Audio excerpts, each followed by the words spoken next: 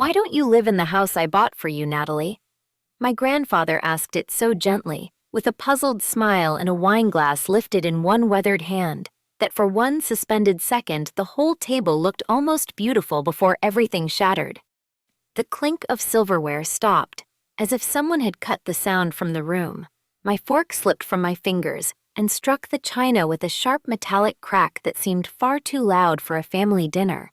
I remember every face turning toward me at once, the candlelight catching the confusion in my grandfather Walter's eyes, the sudden stiffness in my father Richard's shoulders, the way my mother Elaine reached automatically for her napkin as though smoothing linen could somehow smooth over the moment, and most of all, the look on my sister Brielle's face. It was not surprise.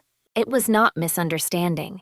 It was fear, raw and white and guilty, the kind of fear that comes when a locked door swings open and sunlight pours into a room that was never meant to be seen. My throat tightened until it hurt. What house? I heard myself whisper. I didn't receive any house. What house? Brielle shoved back her chair so hard it scraped across the hardwood, her napkin falling to the floor as she fled the dining room without a word, heels striking the hallway in panicked bursts until the front door slammed and left behind a silence so thick it seemed to press against my lungs. I do not remember saying goodbye. I do not remember putting on my coat or finding my keys. One moment, I was still at that table with the candles flickering and my family frozen around me like figures in a painting. And the next, I was gripping the steering wheel of my car in the driveway of my tiny rental, the engine ticking in the cold Oregon night while Walter's question looped in my mind again and again. Why don't you live in the house I bought for you? I had been back in Oregon, only a few months after a brutal year in Seattle, a year I never would have chosen. A year born from a divorce that arrived like a storm I had not seen on the horizon. My ex-husband had walked out and left me with the debts, the bills, the humiliation, and a hollowed-out version of myself I barely recognized. Through all of it, through the cramped apartment where I could hear my upstairs neighbors sneeze, and the endless work shifts that blurred together because I needed 2 jobs just to breathe financially, not one person in my family had ever mentioned a house. Not once. Not in a text, not in a late-night call, not as a hopeful surprise waiting for me back home. Nothing. Inside my rental, the air smelled faintly of cedar and vanilla from the candle I had lit before dinner, trying to make the place feel warmer than it was. But even that familiar scent could not settle the violent unease rising in my chest. I dropped my keys onto the counter and stood there in the dim kitchen, replaying every second of the evening. Walter's genuine confusion.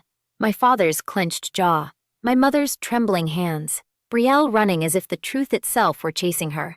That was what kept piercing me. Innocent people do not run from dinner tables. Innocent people do not look like they have been caught setting fire to something they loved. I sank onto the couch and pressed my palms against my eyes until bright colors burst behind them, but all I could see was my sister disappearing down the hallway. Then my phone buzzed. Walter's name lit up the screen, and my pulse lurched so hard it made me dizzy. I opened the message and read, "Sweetheart, did your parents not tell you? I wired the money last year. I thought you were already settled in." For a moment, I simply stared, unable to understand the words because they made no sense in the life I had actually lived. Last year, I had been eating microwave dinners at midnight after back-to-back shifts and pretending I wasn't falling apart. Last year, I had sold pieces of my old life just to keep up with payments my ex had left behind. Last year, my family had watched from a distance while I rebuilt myself with shaking hands. My fingers felt numb as I typed back, "What money, Grandpa?" His response came almost instantly, as if he had been waiting for the answer with a growing dread of his own. "I sent your parents $450,000. It was for a house in your name. I wanted you to have stability after the divorce." I read the message 3 times before the number settled into my body like ice. $450,000. A house, stability, a future, something meant for me, sent by the one person in my family whose love had never once felt conditional. And somehow I had spent a year living like none of it existed. My stomach twisted so hard I had to set the phone down before I dropped it. There was no innocent explanation now. and somehow I had spent a year living like none of it existed. My stomach twisted so hard I had to set the phone down before I dropped it. There was no innocent explanation now, not for Brielle's panic, not for the yawning absence where the truth should have been. Outside, the night wind whispered against the windows, and inside, the whole shape of my life began to shift into something colder and far more dangerous. By the time another message came from my mother saying, "Can you come by tomorrow? We should talk," I already knew talking would not be enough. Something had been taken from me, and for the first time in my life, I could feel the part of me that had always made peace with other people's choices beginning to disappear. The next morning, the fog hung low over the Willamette Valley, thick and gray, as if the entire landscape had decided to keep its distance from whatever storm was gathering inside my chest. I drove to my parents' house just after 9 a.m., the familiar neighborhood in Lake Oswego looking deceptively perfect with its trimmed hedges, quiet streets, and gleaming windows that caught the pale morning light. Growing up, I had always thought this place meant safety. That morning it looked more like a stage set built to hide something ugly behind polished doors. My mother Elaine opened the front door before I could even knock, as if she had been standing there listening for my footsteps, her eyes swollen and rimmed red though she attempted a quick smile that failed halfway across her face. "Natalie, honey, come in," she said softly, stepping aside. The scent of cinnamon rolls drifted through the house immediately, warm and sweet in a way that once meant comfort, but now it felt like an old trick drifted through the house immediately, warm and sweet in a way that once meant comfort, but now it felt like an old trick I had finally learned to see through. My father, Richard, was already seated at the kitchen table when I walked in, a mug of coffee gripped between his hands so tightly his knuckles were pale. He nodded at me once without smiling, the way someone might acknowledge a stranger at a bank counter rather than their daughter. Brielle was nowhere in sight. I set my purse down slowly and looked from one parent to the other, feeling the tension coil tighter with every silent second. "Where is Brielle?" I asked. My mother's mouth twitched, and she fussed unnecessarily with a plate she placed in front of me. "She didn't sleep well. She's resting." My father cleared his throat, his voice stiff with forced calm. "Natalie, we need to keep this conversation reasonable." I folded my hands on the table and kept my tone level. "I am being reasonable. I'm asking a simple question. Why did my sister run out of dinner like someone had caught her stealing?" The silence that followed was not confusion. It was calculation. My parents exchanged a quick glance that lasted barely a second but carried a lifetime of private understanding between them, the same silent communication I had watched all my life whenever Brielle was involved. My father leaned back in his chair, jaw tightening. "Your grandfather shouldn't have brought that up the way he did," he muttered. It put everyone in an uncomfortable position. The words made something sharp snap inside me. "Uncomfortable," I repeated, unable to keep the disbelief out of my voice. "I found out at dinner that someone supposedly bought me a house and no one bothered to tell me." "That's not uncomfortable, Dad. That's bizarre." My mother pressed her fingertips together, her voice trembling as she said, "You were going through so much last year, Natalie. The divorce, the move to Seattle, we didn't want to overwhelm you." "Overwhelm me?" I echoed. "With a house." My father exhaled sharply as if I were the one making the conversation unreasonable. "You weren't planning to stay in Oregon," he said.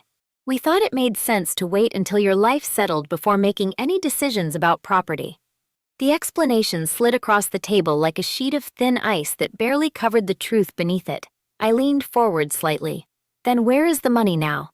Neither of them answered immediately, and that hesitation felt louder than any confession. "Dad," I said quietly, "Grandpa sent you $450,000 for a house in my name. I need you to explain why I'm hearing about it for the first time."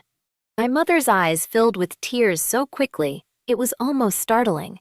She looked down at her hands as if hoping the table might swallow her whole. My father's chair scraped across the tile as he stood abruptly, pacing once toward the counter before turning back to face me. "This situation has gotten blown out of proportion," he said tightly. "The money wasn't stolen. It was redirected." The word landed in the air like a bad joke. "Redirected?" I repeated slowly. "To where?" My father didn't answer. My mother's breath hitched. and that sound alone told me everything before the truth even formed into words. A cold realization spread through my chest. "You gave it to Brielle," I said, the statement falling into the room with terrible clarity. "You used the money Grandpa sent for me to buy her a house."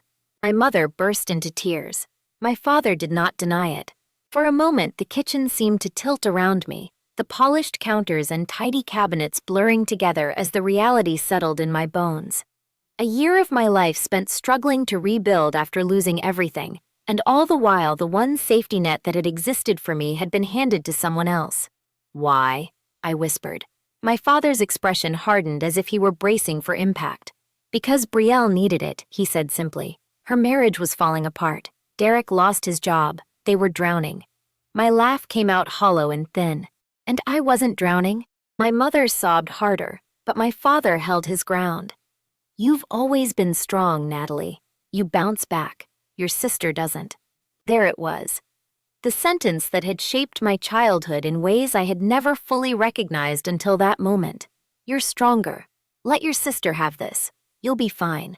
I pushed back my chair slowly and stood, my hands trembling but my voice steady. "So you decided the daughter who seemed capable didn't deserve help," I said. "You decided the one who could survive alone should survive alone." My father rubbed his forehead, suddenly looking older than he had an hour ago. "We intended to fix it," he muttered. "Once Brielle and Derek got back on their feet, we would have repaid the money. You never had to know." "But I did find out," I said softly. "And now I know exactly where I stand." I grabbed my purse and headed toward the door while my mother followed behind me in tears. "Natalie, please don't go to your grandfather," she begged, her voice shaking. "He'll see this the wrong way." I paused with my hand on the doorknob and turned back to look at them, really look at them, the two people who had raised me and somehow convinced themselves that my future was expendable. "There's only one way to see it," I said quietly. "You took something that was meant for me and gave it to someone else." My father's voice came sharp and desperate from behind me. "If you involve lawyers, you'll tear this family apart." I opened the door and stepped into the cold morning air. "Dad," I replied without looking back, "that already happened." The law office was smaller than I had imagined, tucked into the second floor of an old brick building overlooking a quiet street where a bakery opened its doors at 7 a.m. every morning and filled the air with the smell of warm bread. I arrived just after 10 a.m., clutching a folder so tightly my fingers ached, and for a moment I sat in my car watching people walk past on the sidewalk as if the entire world had continued normally while my life had split open. When I finally stepped inside, the quiet felt almost sacred compared to the tension still echoing from my parents' kitchen. A receptionist with soft gray hair asked me to sign in and gestured toward a door at the end of the hallway. "Attorney Mercer is ready for you," she said gently. Vivian Mercer stood as I entered her office, extending a hand with calm confidence that made me feel steadier than I had since the dinner table disaster began. She was in her late 40s, dressed not in the intimidating power suits I had expected, but in a burgundy sweater and simple slacks, her dark hair pulled back neatly. The room smelled faintly of coffee and paper, and the wall behind her desk held framed law degrees alongside a photograph of what looked like two teenagers laughing on a beach. "Natalie Rowan," she said warmly. "Your grandfather called yesterday. Please have a seat." I sank into the chair across from her desk, the folder sliding from my hands onto the polished wood as if it carried the weight of every sleepless hour I had endured since Walter's question at dinner. "I think my family stole my house," I said quietly, the words sounding unreal even as they left my mouth. Vivian didn't react with shock. She simply picked up a pen and nodded for me to continue. Slowly, carefully, I explained everything from the moment Walter had asked why I wasn't living in the house he bought for me, to the messages revealing he had wired $450,000 to my parents the previous year, to the conversation at their kitchen table where the truth had finally spilled out. While I spoke, Vivian took notes with the kind of steady attention that made me feel heard rather than judged. When I finished, she leaned back slightly and folded her hands. "Do you have documentation of the transfer?" she asked. I slid the printed email and bank statement across the desk.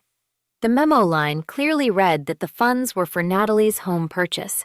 Vivian studied the documents carefully, her brow tightening as she reached the final page. "This is very clear," she said after a moment. "Your grandfather's intent is documented, and your parents acknowledged receiving the funds. If they used that money to purchase property in someone else's name without your knowledge or consent, that could constitute civil conversion or financial fraud."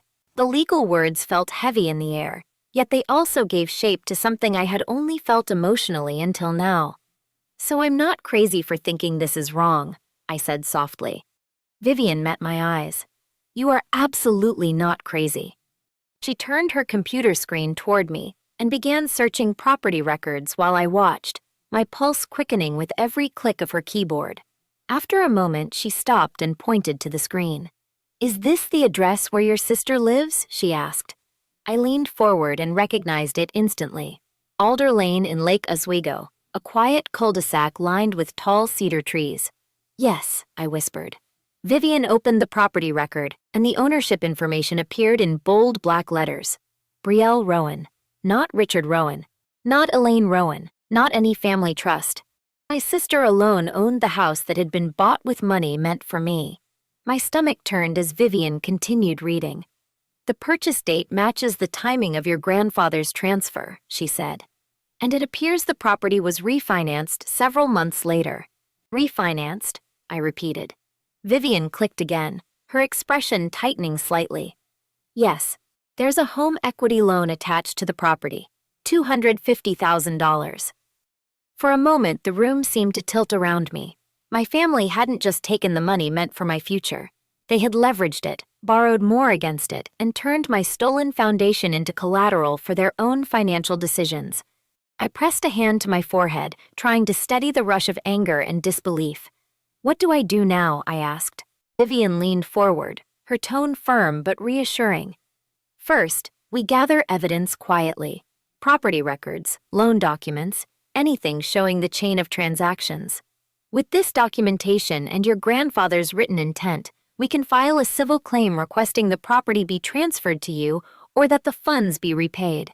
Courts take these matters seriously, especially when the intent of the gift is clearly documented." I nodded slowly, the fog inside my mind beginning to clear into something sharper. "Will it tear my family apart?" I asked before I could stop myself. Vivian held my gaze with surprising gentleness.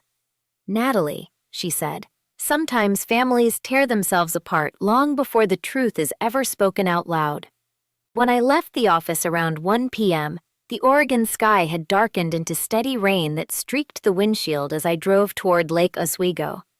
I didn't tell myself where I was going, but the turns came instinctively until I reached the quiet street Vivian had shown me on the computer screen.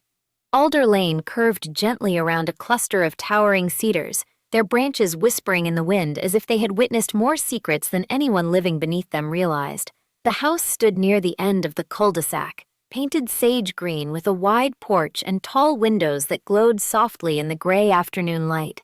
It was beautiful in a quiet, welcoming way, exactly the kind of place I had imagined living after my divorce when I dreamed about starting over. Brielle's SUV sat in the driveway. Through the front window, I could see her pacing the living room with her phone pressed to her ear, her shoulders hunched and her expression tight with worry. For a fleeting moment, pity stirred in my chest, but it faded as quickly as it came when I remembered the year I had spent struggling alone while this house had quietly become her sanctuary.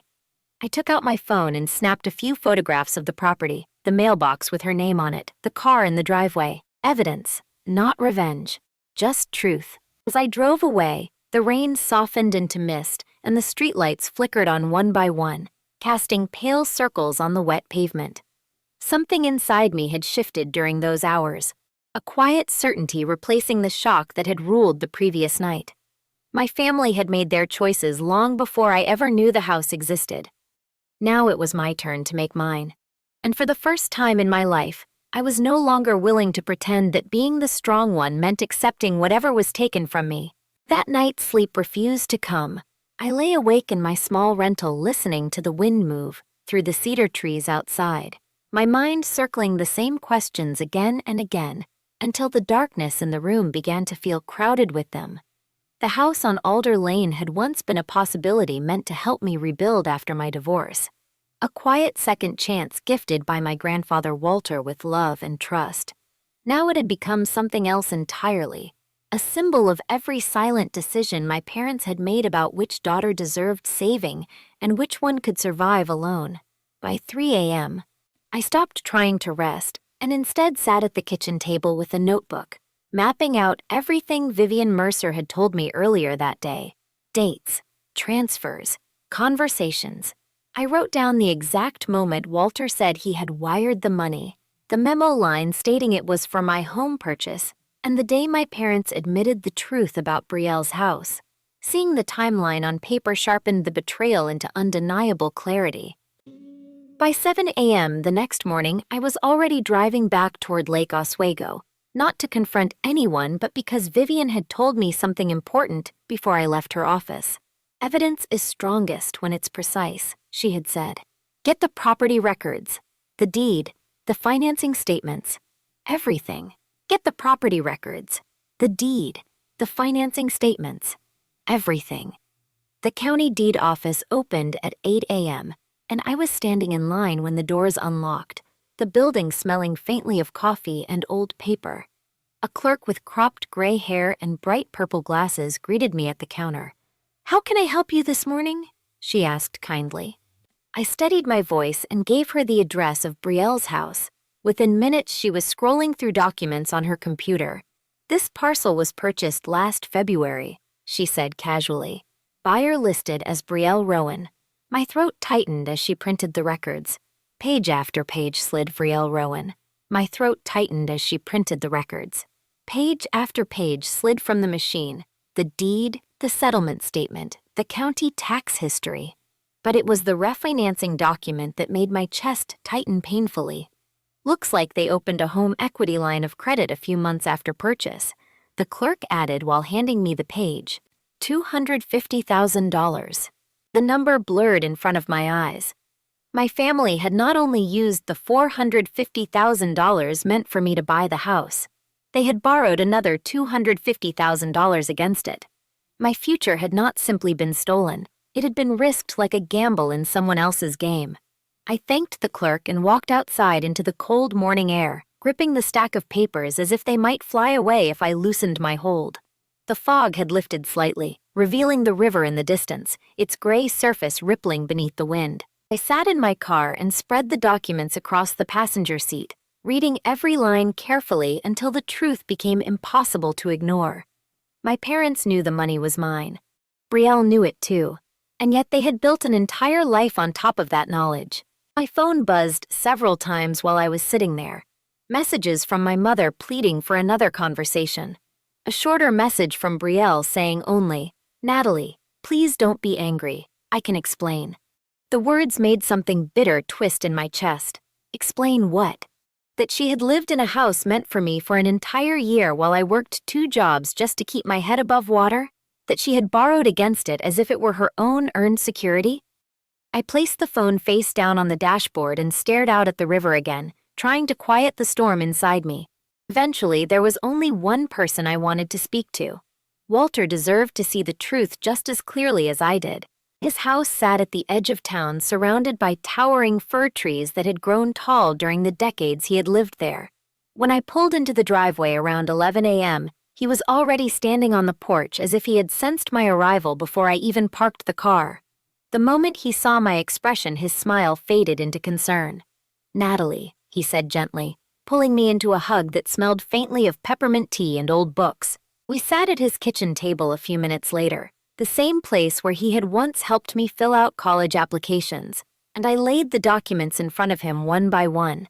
He read them slowly, his weathered hands trembling slightly as his eyes moved across the pages. When he reached the refinancing record, he stopped entirely, staring at the number as if it had personally betrayed him. "They didn't just take it," he murmured after a long silence. "They used it like it belonged to them." I nodded, my throat tight. Walter leaned back in his chair and closed his eyes for a moment, the lines on his face deepening with a kind of quiet disappointment that hurt more than anger ever could. "I trusted them," he said softly. "I thought they would take care of you when you needed it most." I reached across the table and placed my hand over his. "You were trying to help me start again," I said. None of this is your fault. He opened his eyes and looked at me with surprising intensity. It becomes my fault if I let them get away with it. For the first time since the dinner table revelation, I felt something stronger than shock or grief begin to settle inside me. It wasn't rage exactly. It was resolve. Walter squeezed my hand gently. You need to fight for what was meant for you, he said. Not out of revenge, but out of respect for yourself. His words lingered with me as I drove home later that afternoon, the stack of documents resting on the passenger seat like a quiet promise. I didn't know yet exactly how the legal battle would unfold, but I understood one thing with sudden clarity. The story that began with a simple question at dinner had grown into something far bigger than a misunderstanding, and I was no longer willing to let anyone else decide how it ended. The next morning arrived gray and cold, the kind of Oregon morning where mist clings to the streets like it has no intention of leaving. I woke before 6 a.m., not because I had slept well, but because my mind refused to stay quiet any longer. The stack of documents from the county office sat on my kitchen table where I had left them the night before, and every time I glanced at the neat pile of paper, I felt the same strange mixture of anger and clarity settle into my chest. My house, purchased with $450,000 meant for me, had been used to secure a loan of $250,000 more. It was no longer simply a betrayal. It was a financial disaster waiting to explode. At 8 a.m., I was back in Vivian Mercer's office. She listened without interruption as I laid out the new documents, her pen moving steadily across her notepad while she examined the deed, the refinancing agreement, and the county property records. When she reached the final page, she leaned back slowly, her calm expression sharpening with something that looked very much like determination. Natalie, she said carefully, this strengthens your case considerably. The funds your grandfather sent were clearly designated for you, and the house purchased with those funds was placed in your sister's name without your knowledge. Then it was leveraged for additional debt. Courts take misuse of designated gifts very seriously. I let out a breath I hadn't realized I was holding. So what happens next? Vivian folded her hands together. We send a formal demand letter requesting that the property be transferred into your name immediately. If they refuse, we file a civil claim. Given the documentation, the court would likely rule that the house belongs to you. The words sounded powerful, but they also carried a weight that settled heavily on my chest. That means going against my parents and my sister in court, I said quietly. Vivian didn't soften the truth. Yes, she replied, but from what you've shown me, they made their decisions a long time ago. I left her office around 10:30 a.m., the demand letter already drafted and ready to send by certified mail. The sky had begun to drizzle lightly, rain tapping against the windshield as I drove aimlessly through town trying to absorb the reality of what was coming. I had just pulled into a small parking lot overlooking the river when my phone rang with an unfamiliar number. I almost ignored it, but something made me answer. Natalie? A tired male voice said. It took me a moment to recognize it. Derek Cole, Brielle's husband. His voice sounded thinner than I remembered, strained in a way that made me sit up straight. Why are you calling me? I asked carefully. There was a long pause before he spoke again. Because things are worse than you think. My pulse quickened. What do you mean? Derek exhaled slowly, the sound rough through the speaker. The home equity loan on the house, the $250,000, it wasn't used for our bills. I frowned. Then what was it used for? Another pause followed, longer this time, as if he was deciding whether to cross a line he could never step back from. Finally, he said quietly, a business investment, one that failed, completely. The words hung in the air between us like a storm cloud. Brielle told my parents the money was for debt, I said slowly. That's what she told everyone, he replied. But the investment collapsed 2 months ago. The money's gone, Natalie. All of it. For a moment, I could only stare at the river outside my windshield, the water moving slowly beneath the low clouds. Are you saying the house is in danger? I asked. Derek didn't hesitate. The bank has already sent warning notices. If the payments don't catch up soon, they'll start foreclosure. The word hit me like a physical blow. The house my grandfather had intended as my foundation was now on the edge of being seized by a bank because my sister and her husband had gambled against it. Why are you telling me this? I finally asked. His voice cracked slightly. Because you deserve to know the truth before everything falls apart, and because if you're planning legal action, it's going to get very ugly. After the call ended, I sat there for a long time, the rain growing heavier against the windshield while the full weight of what he had told me settled in. My house wasn't just stolen. It was sinking under debt, sliding toward foreclosure like a slow-moving landslide. By the time I drove home, my thoughts had shifted from confusion to something far more focused. I called Vivian as soon as I walked through the door. "We need to file immediately," I told her. "The house might go into foreclosure." Her tone sharpened instantly. "Then we'll move fast," she said. "If we contest ownership before foreclosure proceeds too far, the bank may be forced to pause the process."